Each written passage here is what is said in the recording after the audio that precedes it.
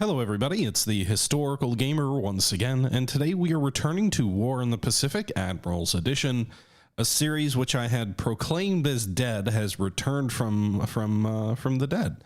I put some feelers out on Matrix Games forums for some new opponents to see if anyone would be interested in picking up from where Lodric left off, and we indeed found an opponent, a crusty old War in the Pacific veteran reached out to me and asked if he could take over. So the individual who we are going to be playing from now on, it is April 26th. We've already seen this combat replay, but I wanted to show you guys it again because it's been a little bit. But the individual who's going to be picking up from Lodric is, I guess on the forums, known as Hartwig. He has been playing War in the Pacific since at least 2007, so back before Admirals Edition even existed. Hartwig has been in AARs on the Matrix forums for years, for more than a decade. He is a very experienced War in the Pacific player. It's Hartwig, not Wick. And it is pretty exciting to be playing him. Now, Hartwig admittedly plays normally as the allies, so he's admitted this is going to be a challenge for him in terms of the situation that Japan finds itself in, but he's also looking forward to it. You know, I think this is kind of an interesting experience. There are players who do specialize in picking up difficult situations for Japan, who understand that in many cases, Japan, you're just not going to win. But it's about the experience of playing through it, experiencing that challenge and seeing what you can do and how you can put up a fight. And that's not to say that Japan is done for yet. I don't think that's the case. I think Japan still has the ability to punch. They still have the Kiributai. This is our bombing raid on Palembang, by the way. I think the thing I was most surprised, by the way, with this attack is that there was no cap over the most important base in the entire Pacific theater after a 2-week ceasefire. Like, I think that was the one thing that really struck me, is like, there should be zeros here. There should be Oscars here. But anyway, we've already seen this replay. We do about 20 damage, I think, right here. And then between the other oil hits, I think we get probably around 25 to 30 damage on the oil facilities. But yeah, so our opponent is Hartwig. I think the first AAR I saw him involved in was a Guadalcanal campaign. So it was a shorter campaign back in 07. I know he's been on the forums of Matrix since at least 06. I know he's also played like War in the East and other things like that. So a Gary Grigsby veteran, if you will. I'm excited to see how things play out. I think it'll probably start slow while he's sort of getting his feet underneath him and getting you know, things in alignment the way that he would like them to be. But yeah, we'll talk about more about that in a minute. This is just sort of a refresher of where we landed. We launched attacks on Palembang. That went reasonably well because there was no Japanese combat air patrol. We didn't have the range to have any fighter escorts at Palembang, so those bombers probably would have gotten shot up pretty good if it wasn't for the fact that there was no cap. You can see we also got a bomb hit on a Japanese tanker there. We also launched an attack, as a reminder, at Espirito Santo on Japanese shipping in the harbor there. There was no cap there either. And we did a fair bit of damage to various shipping that was anchored there. You can see a cargo ship suffered heavy damage, heavy fires. A couple of submarines were reported as sunk. I don't know if that's true or not, but they were reported as sunk. Other submarines reported as hit by bombs and on fire and heavy damage. And 3 cargo ships reported as bomb hits. Now, these cargo ships that are hit by bombs, probably not going to sink. More a nuisance than anything, but it will probably require those being put into port and repaired. We also did get the little blurbity blurb, if you will, sound effect of like a ship sinking. So we know we probably sank at least something at Espirito Santo, but it's always hard to know because of fog of war. Yeah, subs are really important. It's just a question of fog of war, right? Like, what did we actually hit? How much did we hit? How much damage did we do? The Japanese subs have been a thorn in our side throughout this game. We've lost quite a bit of shipping, especially APs. To Japanese submarines. We have a pretty big shortage, I would say, in terms of transport capacity between troops that we're transporting to the front and casualties that we've lost. So I don't see we can launch any kind of division-sized counterattack anytime soon. We just don't have the shipping for it. We probably can still stick to our plan to launch some limited counteroffensives in and around Midway, Canton Island, or was it Baker Island? I can't remember. and Savi. So like we were thinking about sort of an eastern, a central Pacific and South Pacific thrust, mostly just to shore up our strategic line of communications to ensure that there's an easier time of shipping between Australia and the US without having to divert quite as much prior to getting to New Caledonia. But we'll see if that still makes sense or not. Meanwhile, as a reminder, we did launch a successful attack at Mole Mine against Japanese auxiliary units, which were left behind. It looks like there was one small infantry element with the 4th Royal Thai. But you can see here the heavy artillery, field artillery, whatnot, all kind of shattered by a, what is it, a 5-division assault plus a brigade. So 5 reinforced divisions, I suppose. Against Mole Mine. Now, we're not going to be driving into Thailand or anything like that. I don't have any plans for that. But we did have a pretty darn successful attack against some very important Japanese units. You can see 99 guns lost, 79 destroyed. These are some of the most important Japanese artillery units in the game. Pretty big loss there. 126 vehicles, 111 of those destroyed. So it's going to take quite a bit of Japanese industry to sort of replace them or repair them or whatnot. And we'll talk about kind of what Hartwig is going to be potentially doing or whatnot. I don't think he's on YouTube capped. I think he's just a grog, if you will, but I don't believe he has any kind of YouTube presence. Which is fine. I mean, that in a sense may allow us to move a little bit more quickly if we were only showing one side of the game. And you know, my pace of play is a little bit slower because I don't want to make a video every day because my channel isn't strictly speaking just War in the Pacific, so a video every other day is probably the most I would ever want to do with this series. Realistically, probably like once every 3 days. And so that means my turns get slowed down. And there's people who play by email who do this like literally 1 turn a day. Some folks even crank out 2 turns a day in some games. Maybe not sustained at that rate, but still.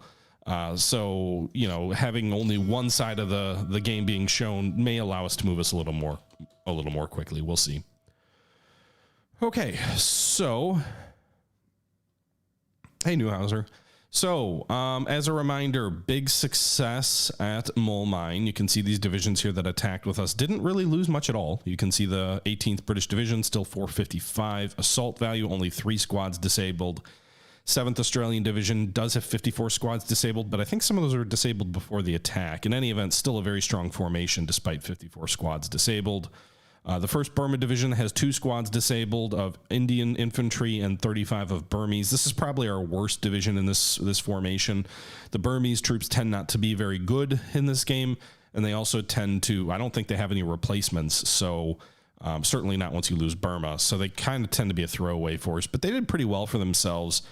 Their experience is at 42. The only bad thing about that attack is like we don't really get any big experience bumps from these guys. They're all still in the 40s and 50s. 17th Indian Division has 26 squads disabled. It's a smaller one, I think. I know it's also got 54 British squads, of which only 1 was disabled, so that's good. And then the 46th Indian Brigade has 15 squads disabled out of 108. Meanwhile, the Medium Artillery Regiment has 1 gun disabled, so a good result there.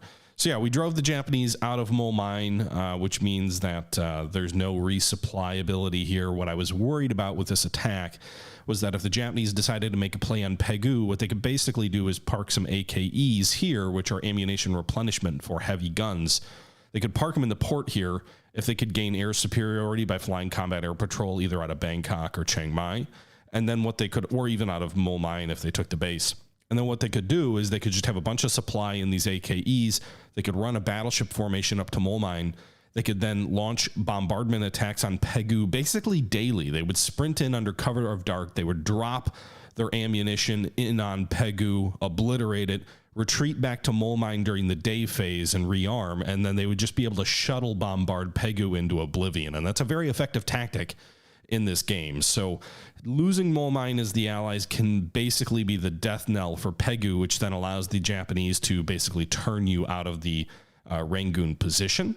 But the fact that we took Mole Mine at least delays that action. It does show 23,000 supply here. I don't know how much of that was captured from the Japanese and how much of it was pushed south, because remember, we have over like 180,000 supply in total in Burma. And so it could have been sucked south as a result of our successful attack to kind of reinforce these troops who are already here. However, 23,000 supply should help get those troops back into effective combat shape soon. Now, the one thing you got to be careful of is with the roads the way they are, the Japanese can still launch a flanking maneuver out of Chiang Mai. We'll see it coming because they have to move through non-real, like, there aren't good roads over here. But effectively, they can still turn Mol Mine by moving this from Chiang Mai and then into Pegu and then jump the rail line over here. Essentially, they can get in here and cut off Pegu and Mol Mine if we're not careful. So I probably don't want to leave all of these divisions forward, but we may leave a blocking force behind us. I don't really know where the Japanese heavy formations in this area went. We don't see a ton of troops at Chiang Mai. We did move a small battalion forward here to just kind of see what's going on.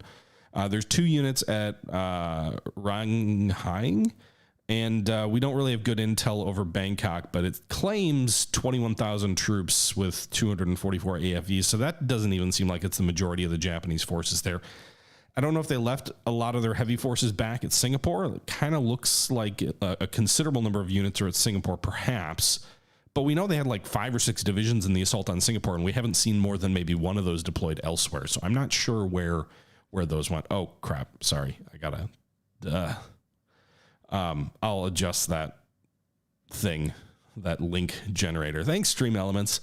Anyway, so yeah, that's the situation in Burma. In China, as we've kind of seen, Siam has held. The Japanese have pulled the bulk of their troops back to the east. I don't know if that's the best strategy for them. I really feel like Siam could fall pretty easily, so we've decided to withdraw out of Yan'an. I'm sure Mao is not happy with us, but we've decided to withdraw the bulk of our troops in the north back to Siam to prevent them from being cut off.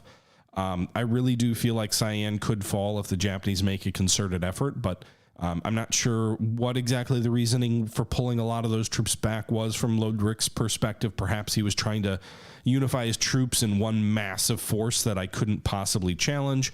I don't think that was necessary, but I do think Japan can still take Siam. They can still take Guilin. We've kind of got to figure out where we think they're going to make a thrust. A thrust in the center at Chikikong is probably less of a risk because we have a considerable amount of AFV, over 5,000 in this general area. We've got level 5 forts at Chikikong, so level 5 forts opposite of a river and defensible terrain. This is not going to be somewhere China wants to attack or Japan wants to attack if we have considerable troops here, such as we have there. And we've also pushed some of the troops opposite of the river as well. So this is all good defensive terrain. It's also not on railways, so the advance is quick-ish because they're decent roads, but it's slowed down by the fact that there's no rapid redeployment available to them because there's no railways here, which will give us time to fall back troops and perhaps, you know, nip at their flank. Additionally, they'd have to leave a fair amount of troops behind if they were trying to drive into the center, because if they try and move up this northern road, their flank is exposed on the left. If they try and move both west and north, then that's going to take a lot of the impetus out of their drive on Chongqing, and we could block near Guiyang. So the central route feels less risky to me. I think the most likely route is either through Guilin, because there's good railways through here, so rapid redeployment is possible, or north through Siam. Siam is an objective in of itself. It would then have to go through the mountains to get in and around Chongqing, but it's certainly doable for the Japanese. And it's on, you know, I guess some railways or close to some railways, so redeployment to this northern area is possible. I think the place we'd have the most difficulty throwing them back, though, is in the south near Guilin. Our forts there aren't yet to level 5. They're at level 3. It is defensible terrain, but the bulk of our good troops are either in the center here or in the north up at Siam.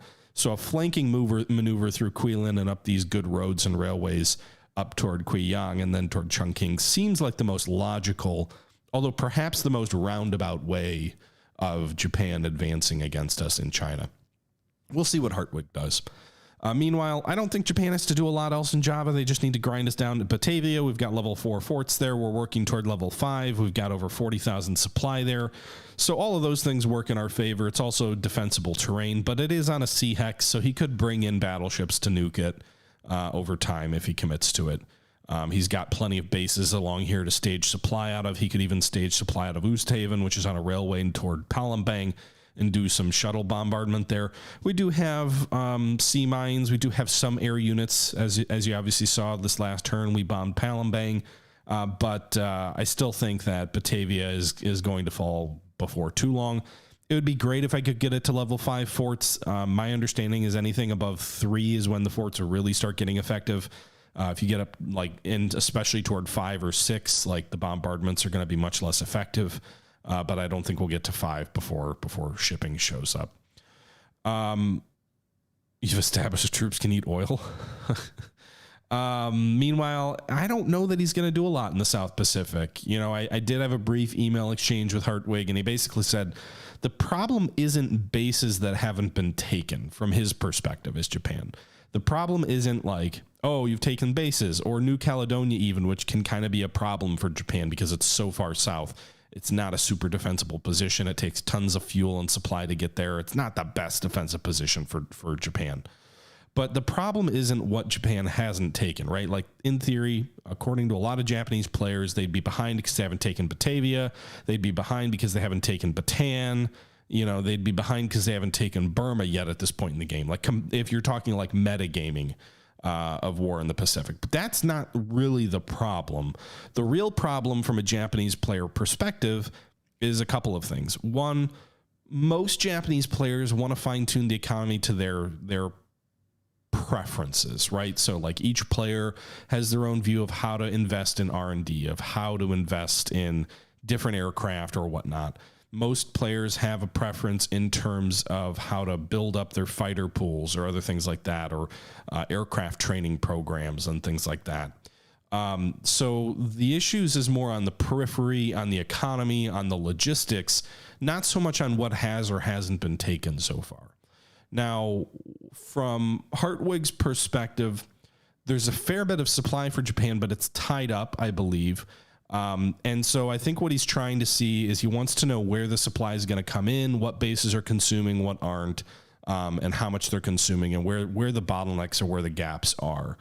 And so what we've agreed to do for Hartwig is we're going to give him a million supply, because you can do that. You can edit the database for supply production for bases. So we're going to give him a million supply at whatever bases he wants them at in between turns. We haven't done it yet because he wants to see where he needs that supply. Japan's economy generates on the order of, I think it's a million. Is it a million or is it 10 million a month? I think it's a million a month. So it's basically like a month worth of supply. And so he's going to get that wherever he needs it. And it's just a question of where he wants that deployed yet. So we haven't done that yet. The other thing that he indicated is apparently, I'm not sure if it was XTRG, probably XTRG, it might have been a Lieutenant Rainbow Slash, but one of them tied up a ton of R&D into developing the A6M2. There's a variant of the 2, or was it the 3? Oh my goodness, I can't remember. It was a 0 variant that they tied up a ton of their factories doing. And the way that the game works is like factories, if you put them into R&D and you put them into a particular model of aircraft or engine or whatever, if you then try and change that to a different version, I believe you lose all the supply that was poured into that factory and you basically start over from zero. So like if you've assigned 400 factory to that and you switch it, the factory production drops down all the way to 1, and then it like goes up, I think, by like 1 per day or something like that. So you basically have to like pour a ton of resources in and regenerate like your factories.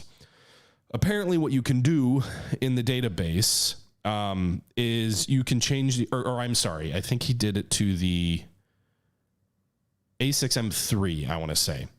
And the problem is a lot of Japan, and so like what you'd have to do is the upgrade path of the A6M2 is it goes like A6M2, A6M2 variant, A6M3. And so what happens is like all the R&D is poured into the A6M3 based on what XTRG did. But to get to the 3, he's got to get through that variant after the A6M2, which is before the 3. This is probably sounding convoluted.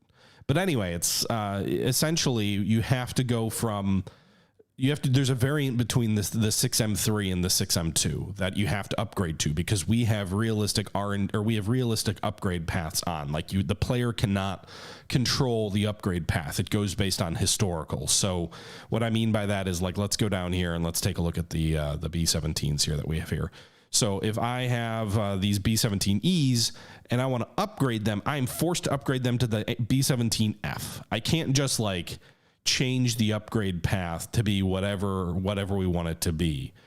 And so what we're basically going to allow him to do is we can edit the database to change the upgrade paths so that he can just go straight to the A6M3. So that's going to save him from a lot of changes to the economy. And I'm sorry, guys, I hope I'm not misstating anything.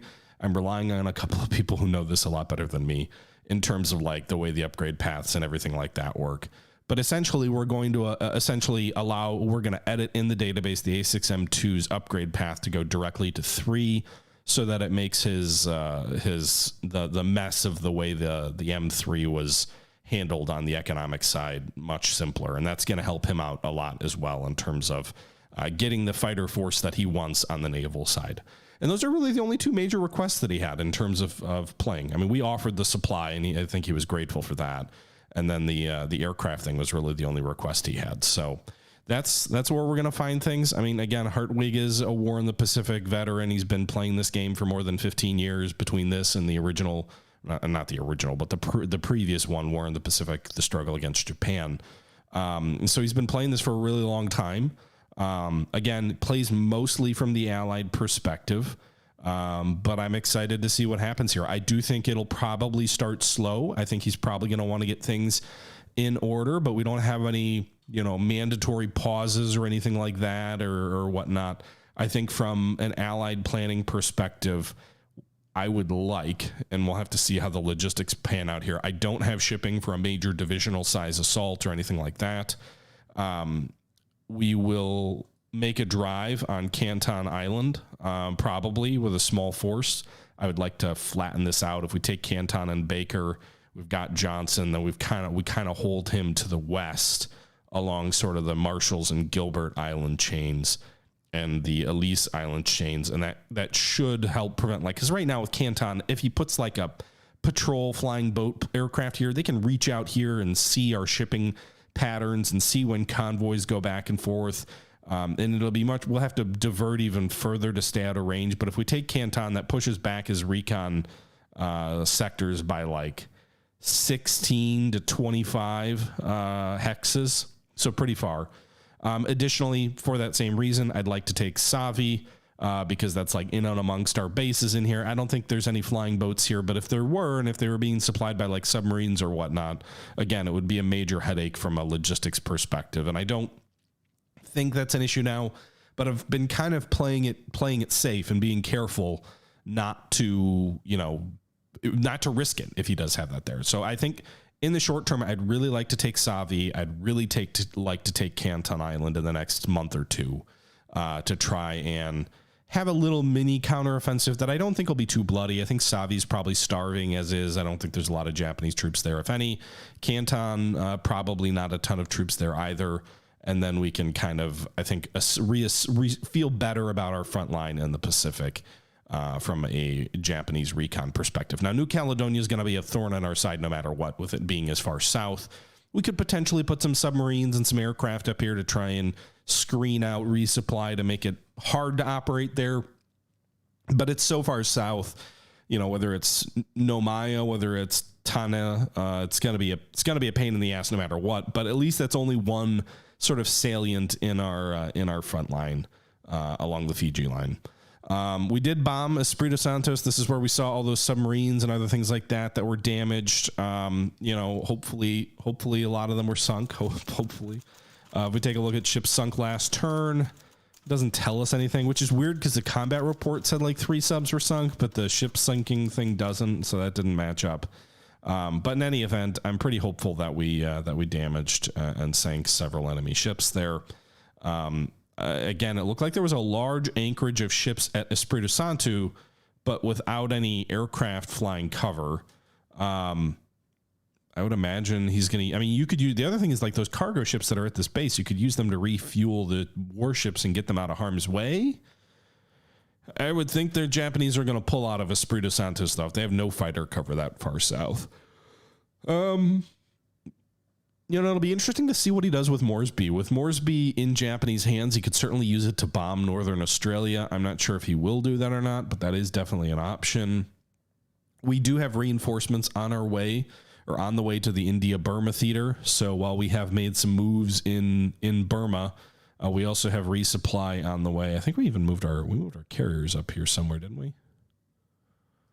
Yeah, we moved the Enterprise, Yorktown, Indomitable, and then the Lexington and Saratoga and Formidable up to Bombay. Main reason there is to shield the shipping that we have coming in with additional troops. So you can see we have 192 aircraft of I think a Royal Canadian Air Force squadron here with some P-40s.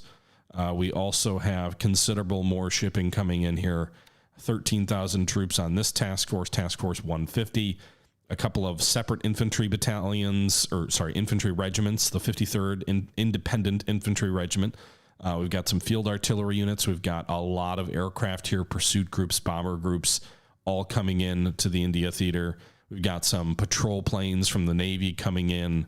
I want to say this is like a 300 aircraft convoy in terms of the amount of shipping on here. And so we've moved our carriers to shield that from any Japanese raid. When we thought Loderick was really loading up on Singapore for perhaps a raid in there, we decided to move our carriers north. These guys will come on the map and they're going to move right into Bombay, and then we'll move those aircraft forward into Rangoon. The reason we need to move those aircraft forward as soon as they arrive, however, is despite the fact that that's a huge number of aircraft that in theory could change the tactical situation in the theater, we also do have, while we do have like 300 or 200 plus fighters, many of them have to be withdrawn in the next few weeks. So we've got this P-40 group that has to be withdrawn by May 6th. We've got this P-39 group that has to be withdrawn by May 6th. The P-38 Lightning group is good till July, but that still has to be withdrawn before too long. And then I think some of our Hurricane groups eventually have to be withdrawn as well. But in any event, that's like 60 plus fighters that have to be withdrawn. These Hurricanes have to be withdrawn by June. So another squadron there. So we lose over 100 fighter aircraft between May and June in the theater. So that's why we need those reinforcements pretty heavily. Intelligence and war in the Pacific can be frustratingly useless on occasion. I mean, yeah, but all intelligence can, Sean Mack. Like, the Allies had to wade through a load of garbage to figure out like what gems were real or not. If we do take a look at the intelligence situation, though, we can take a look at here and we can see that I wasn't wondering how many troops were based at Pescadores, but looks like 6,400 troops. In terms of what else is going on here, we've got the 1st Royal Thai Infantry Division preparing for an attack on Rangoon. They'll probably have to figure out Mulman first. Located, who's at Midway? The 50th Japanese Air Force Company is located at Midway Island. So that's a engineering and air support unit. So that's interesting. I haven't seen any heavy aircraft operating out of Midway, but that could be useful if we ever decide to make a strike there. 5th Division is located at Batavia. I think we knew that from the bombardments, but that's something. And yeah, not a lot of other stuff in the intel report yet. So that's kind of the situation that we find ourselves in.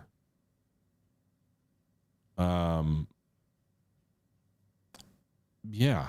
So we'll have to see what Hartwig's style is. I would imagine it's going to take a couple of weeks for things to pick up, before things get too active. But I guess we'll see. The good thing is the series is going to continue. We have a new opponent. We have an opponent who's excited for the challenge. We're doing a couple of things to make it easier for Hartwig to take over, to kind of jump in and get things spun up the way that he wants between the zero change and the supply change, and we'll go from there. I think. He probably doesn't have to wait too long to start making some moves in China once he gets troops situated the way he wants. I think Burma's probably going to take a little bit more thought, but he can probably still make a push there. I mean, he doesn't really have a choice. If we get our really long-range bombers in there, they can start hitting key oil targets, and that can be a pain. So not in the next 6 months, but like it's something he has to take. Batavia will fall. It's just a matter of time, and the Philippines will fall. It's just a matter of time.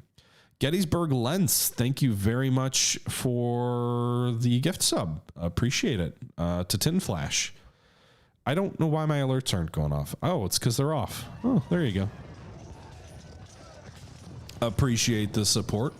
Anything else you guys want to see before we drop off of this episode here? I guess maybe ship availability.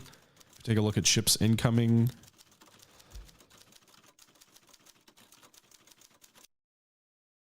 You can see we've got a yard minesweeper. The Illustrious is arriving in 2 days in Cape Town, so we'll have a new carrier, a new British carrier in 2 days. And that's going to be the peak of our British carrier strength. We'll have, I think, 4 British carriers in theater, I think. And then eventually they're going to get withdrawn. But we've got, I want to say, is it 3 or 4 that we'll have in theater? How many cargo ships did they lose? Did the Japanese lose? Not that many so far. We have not sunk a ton of shipping yet. So like, we take a look here. Let's take a look at Allied losses first. So the Allies really haven't lost anything serious. I think the Houston was probably the biggest warship that we've lost. It was a heavy cruiser, the Houston, which was based out of the Philippines when the war started. The President Coolidge, we lost an AP. I would say the biggest detriment to the Allies so far have been troop transports. We have lost a lot of troop transports. You can see here 1, 2, 3, 4, 5, 6, 7, 8, 9, 10, 11, 12, 13, 14 troop transports with an AP value over 12. Those are some pretty good sized troop transports, or sorry, VP value. Those are some pretty good sized troop transports. Several of them are big U.S. Navy fast transports like the Hugh Scott, the Wharton, the President Coolidge, the Republic. Some of them are Australian. The Dutch ones maybe a little less valuable, but even like the Charmant here, it is 6,000 tons.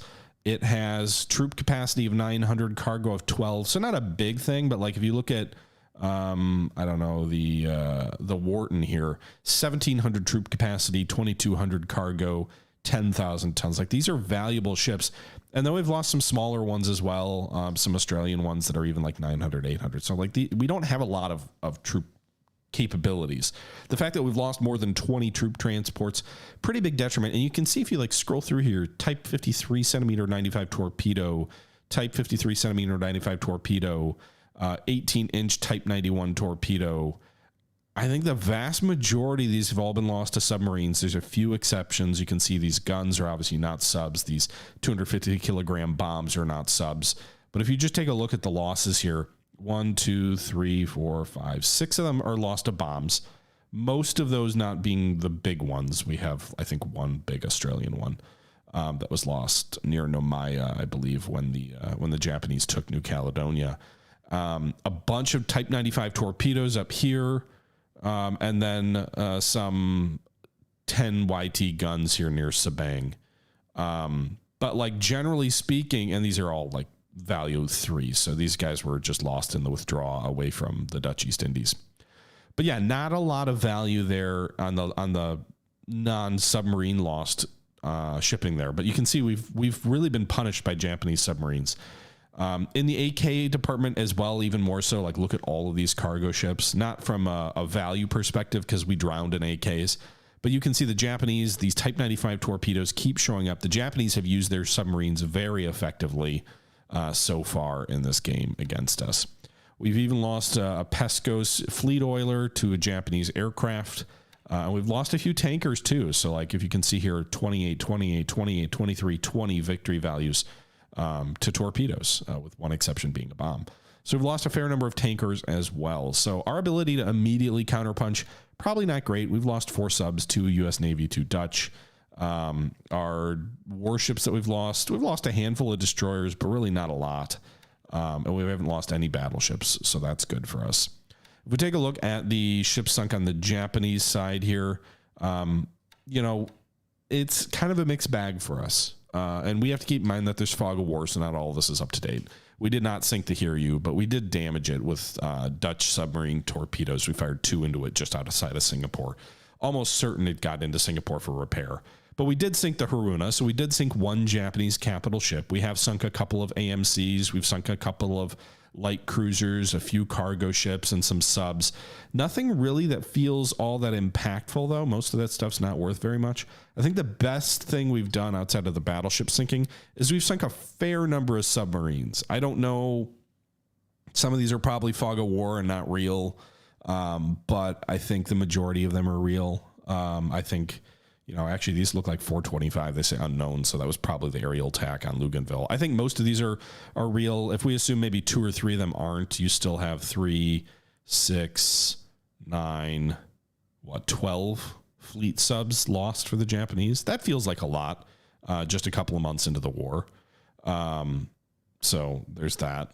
The Dutch, did I call the Dutch ships useless? I called the Dutch troop transports useless, which they are because they suck. But most of the Dutch Navy made it out. So obviously we're doing much better there. Aircraft losses, we're doing way better than historical. You can see last turn we lost 10 aircraft. The Japanese lost 1. But so far in the campaign, Japanese have lost 2,100. Oh, that's sorties. Sorry. Japanese have lost so far in this campaign 1,600 aircraft to 1,300 Allied. If that's even remotely true, way better than history. We have a bunch of aces as well, although our leading ace was killed a while back, flying a P-40 out of China with the Flying Tigers. But quite a few aces here. You can see a lot of pilots with more than 5 kills. Most of them are still alive. But there's that. We didn't even lose the Prince of Wales and the Repulse. Both of them made it out. So if we take a look here, we can see the ships under repair. We've got the Prince of Wales and the Repulse, both under repair at Cape Town. The Repulse will be ready tomorrow. So we'll have the battlecruiser Repulse back with the fleet as of tomorrow. I don't think she ever has to be withdrawn, which is great. And you can see here she was hit by Japanese destroyer-launched torpedoes in the battle outside Mersing in early December when we sank the Haruna. Not with the battleships, but we also wiped out a Japanese landing force there. The Repulse is 1 day away. She's already pierside. She will be ready for action tomorrow. That's exciting. A big, fast, heavily armed ship with a pretty good anti-aircraft value. On the other side, while Prince of Wales got out of there, she's going to be out of action for another 240 days. So it's almost worth moving her to England to repair, but the problem is right now with her cruise speed limited to 1 hex per turn, and the fact that she can still take damage even off map if we move her at flank speed. If the cruise speed can get up to 2 hexes per phase, which I think will happen at like 7 or 8 knots, then we can get her to England where she will repair more quickly. Right now, it's probably about a wash to leave her at Cape Town or to move her. So for the moment, she stays at Cape Town for repair. So yeah, we didn't lose a single battleship. The Japanese really botched Pearl Harbor. They did a fair bit of superficial damage, but they didn't sink anything. So that was that. But yeah, you can see here the Prince of Wales still a ways away from being repaired. And it's going to be that way at least until probably late 42. In terms of the Allied battleships, or the American battleships, we have the California and the Tennessee both under repair still at Pearl. Tennessee might need to move. She's got 37 days left of repair for her systems damage, but we can't repair that flood damage unless we get it into a shipyard. So I think in 37 days, this system damage will be to 0, and it'll just be the 47 float, but that float damage will take quite a long time to repair.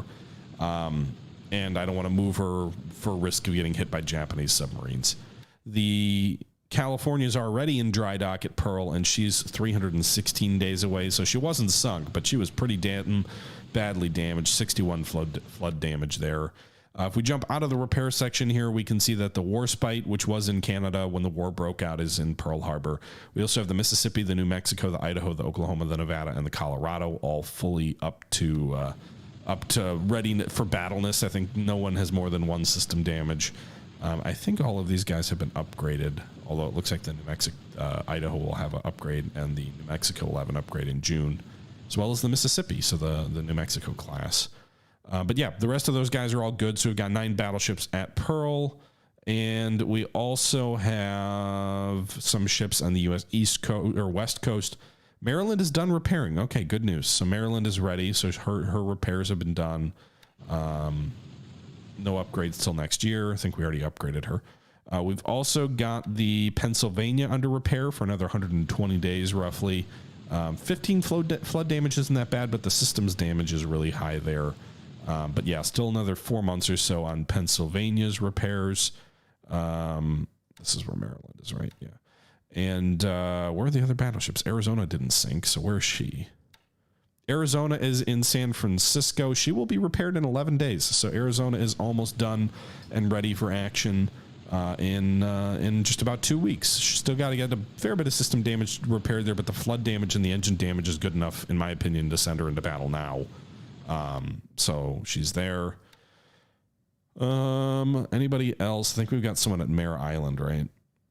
Yeah, we do. So who's at Mare Island? The West Virginia. About 2 months left on the West Virginia. She's at Mare Island with 26 systems damage for flood and 11 engine damage. So there.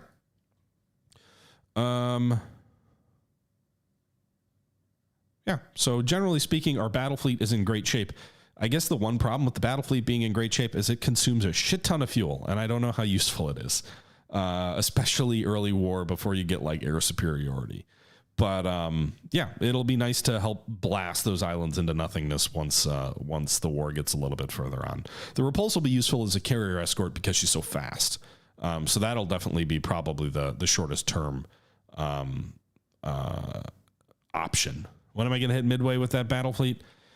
Well, I guess we'll have to see what Hartwig does with the carrier battle group. We spotted them at Singapore, so I suppose it would be pretty safe to hit Midway with them now, with the Japanese likely not being able to respond. I'm not sure, given we saw that Japanese Army Air Force company at Midway. Like, I don't know if they're a heavier aircraft, perhaps at Midway, that could strike at the battleships. I'd probably want some air cover. We still have Hornet, I think, at Pearl, right?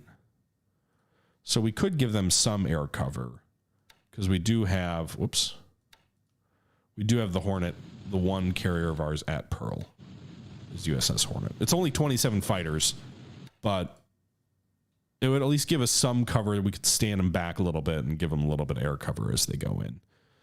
China theater is pretty good. We were showing it earlier, Big Bang, but basically, you know, the Japanese have largely withdrawn from any major threats at the moment. Cyan still feels vulnerable. Quilin still feels vulnerable, but it depends on where the Japanese strike because none of their troops are in close contact with us at the moment, which probably means at least a week away from any kind of major battle yet. But yeah, I think that's all I've got for you guys tonight. I know we've been going for about a little bit less than an hour. I was debating maybe doing some Civil War stuff tonight, but I think I'm still feeling a little under the weather, so maybe we'll stream that tomorrow.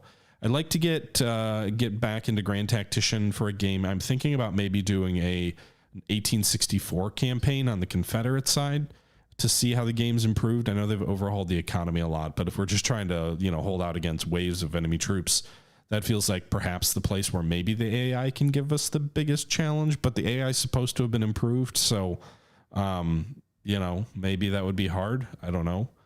Can I hit Midway with bombers from Hawaii? No, I don't think so. Pearl's too far.